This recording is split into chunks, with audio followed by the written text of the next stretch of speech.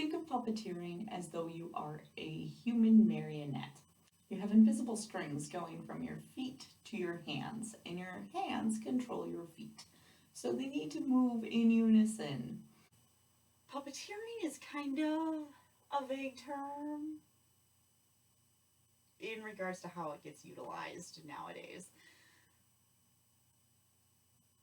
Your goal is to make it look as though you have strings going from your hand to your foot.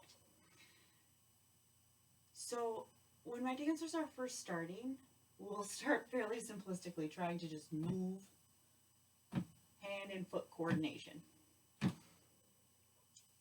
From there, we try walking with it. Simple walking is not so simple when you have to move in unison. So, the next step becomes trying to pick up each side as you go.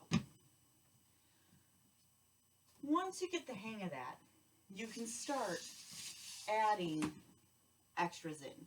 So you can add more gliding work with this, you can pop more with this, you can make this part of different styles. And again, the big thing is that your hands and your feet all coordinate. You never want to get choppy and have like your arm move faster than your foot, because then it just doesn't look right. It breaks the illusion. I will see you tomorrow as we talk about miming.